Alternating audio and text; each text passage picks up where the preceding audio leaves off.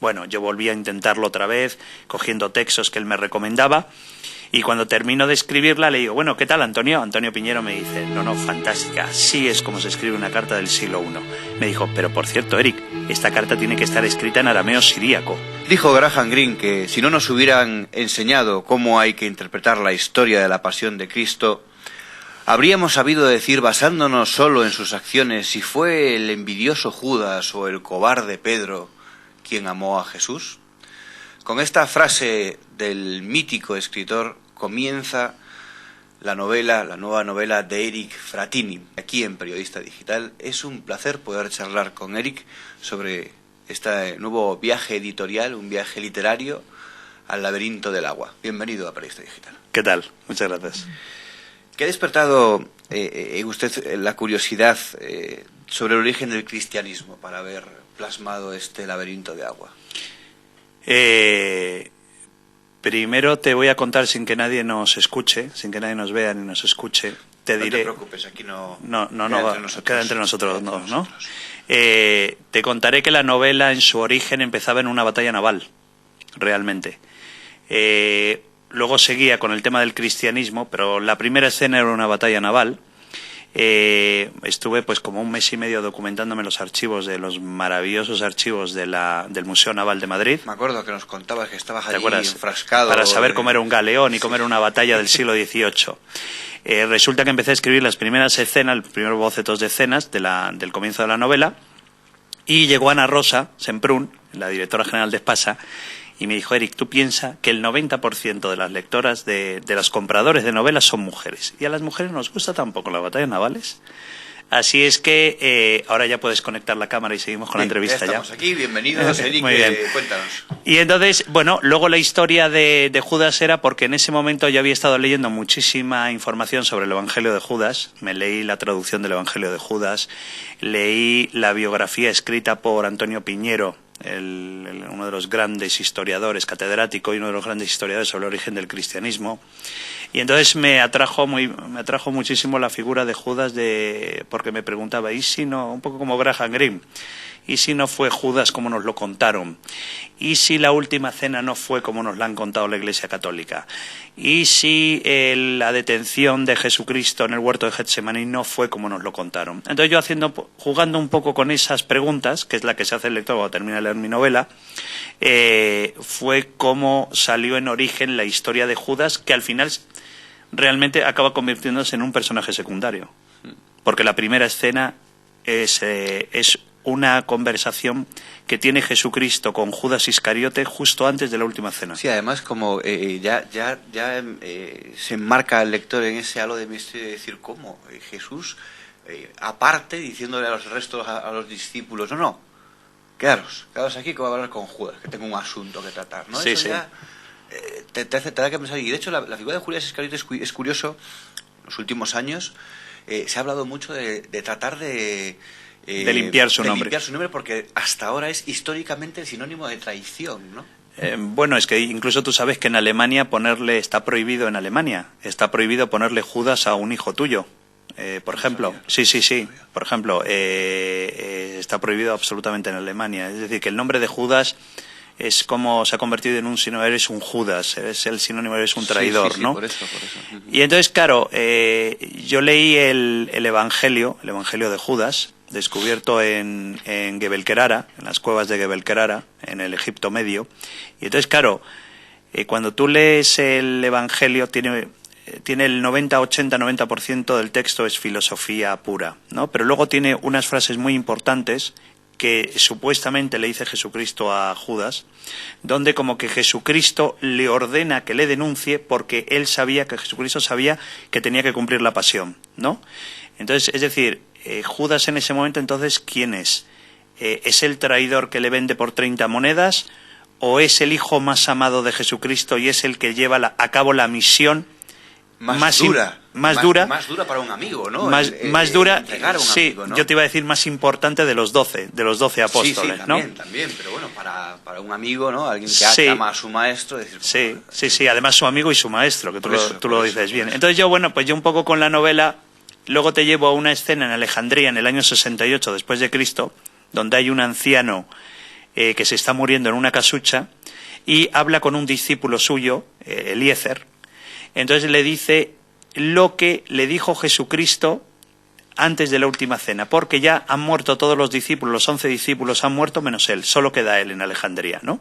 Entonces, este discípulo, que es Eliezer, escribe esa confidencia que le dijo Jesucristo a Judas en una carta, la carta de Eliezer.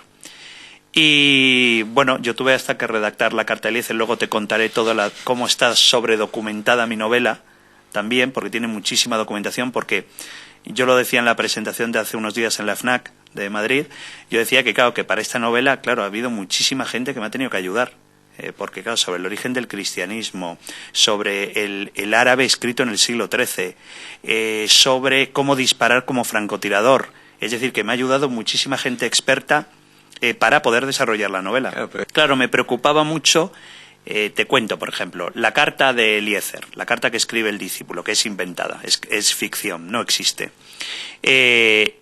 Yo hablé con Antonio Piñero, entonces yo empecé a escribir bocetos de la carta. La carta tiene aproximadamente un folio, un poco menos de un folio, es el texto en general de la carta que escribe Eliezer. Pues yo esa carta la tardé en escribirla 1 mes y medio. Entonces yo iba haciendo bocetos de la carta y se le iba entregando a Antonio Piñero, experto en origen del cristianismo. Entonces Antonio me decía, no, Eric, porque es que le tienes que dar un tono más filosófico, que era como se escribía en el año 1. Bueno, yo volví a intentarlo otra vez, cogiendo textos que él me recomendaba, y cuando termino de escribirla le digo, bueno, ¿qué tal, Antonio? Antonio Piñero me dice, no, fantástica, así es como se escribe una carta del siglo I. Me dijo, pero por cierto, Eric, esta carta tiene que estar escrita en arameo siríaco.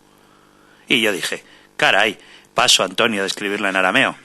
Y me dice, no, espérate, porque te voy a dar el nombre de Paco del Río, que es catedrático de lenguas semíticas en la Universidad de Barcelona, mándale el texto en castellano, que él te la traduce al arameo siríaco. La trama, la acción discurre por Nueva York, Europa, África, que casi todo el mundo está recogido en esta novela, pero realmente el nombre del laberinto de agua es una bonita metáfora de la ciudad de Venecia. ¿Por qué Venecia? ¿Por qué es el eje geográfico de la acción? Pues mira, el laberinto de agua es como los árabes en el siglo XII y siglo XIII le llamaban a Venecia el laberinto de agua, la ciudad de las 7 puertas de los 7 guardianes, porque se decía, no hay realmente documentación sobre ello, pero decían que era una ciudad amurallada, ¿no? Venecia, ¿por qué Venecia? Pues mira, Venecia tiene una gran cosa, y es que Venecia es una ciudad que tiene 2 caras, ¿no? Una es la cara histórica de la propia ciudad. Es decir, cuando tú ves Venecia, tú ves los monumentos, entonces tienen su parte histórica. Es decir, te cuentan, bueno, pues esta columna pertenecía a San Juan de Acre, ta. Y los venecianos, que son muy aficionados a las leyendas, siempre te meten la coletilla. Pero, aparte, ¿quieres saber la leyenda que tiene esto? O la leyenda que tiene este edificio, o la leyenda que tiene este objeto. Entonces, claro, yo me iba encontrando con muchísimas leyendas que tiene su historia, pero luego tiene su leyenda. Y entonces, ¿qué he hecho? Lo único que me ha sido muy fácil, porque he cogido muchas leyendas que cuentan los venecianos sobre diferentes puntos de Venecia, y los iba introduciendo dentro de la trama de mi novela, porque la leyenda ya existía, ya se hablan de esas leyendas. Entonces, claro, tú puedes ir recorriendo desde el primer capítulo hasta el último capítulo, hasta el epílogo, tú puedes leerte la novela y recorriendo los puntos de Venecia, porque los puntos que yo cito de Venecia existen. Que las leyendas que cuentan los venecianos es que ahí está una de las pistas del Santo Grial, porque eso te une con otra pista que también está en Venecia. Está metido en una iglesia que está totalmente abandonada, es curioso, pero que la gente vaya a visitarlo porque es absolutamente maravillosa la iglesia. Es la iglesia de San Pietro, en una isla muy pequeñita que está unida a Venecia por un puente, el puente de Quintavalle. Ahí, en un rincón de la iglesia, está el trono de Pedro, que fue el trono que utilizó San Pedro en Antioquía cuando él se dirigía hacia Roma. Digamos que dicen que es el primer trono papal, realmente. Claro. Entonces, es curioso porque el trono, hay 2 leyendas sobre el trono. Una, que los venecianos, los varegos, cuando llegaban en su ruta hacia Venecia, dentro del trono trajeron el Santo Grial. Esa es una de las leyendas que se cuentan. Otra de las leyendas que se cuentan es que tú ves el trono actualmente y el respaldo del trono es una estela funeraria árabe del siglo XIII. Entonces, esa es otra de las claves de mi novela. Entonces yo tiene un texto en árabe alrededor de una estrella, y entonces yo lo que hice, claro, le dije a un amigo mío que es de Alejandría, un gran amigo mío que es alejandrino, le dije, oye, a ver si yo te escribo la frase en castellano, la frase que yo quiero que diga, y tú me la traduces al árabe. Y claro, este amigo me dice, Eric, pero ten cuidado, porque no es el mismo árabe que hablamos ahora con el árabe que se hablaba en el siglo XIII. Incluso los símbolos que utilizamos de grafismo árabe de ahora no son los mismos que el siglo XIII. Así es que me puse en contacto con Guadalupe Saiz, de la Universidad de Jaén, que es una experta en lenguas orientales del Mediterráneo.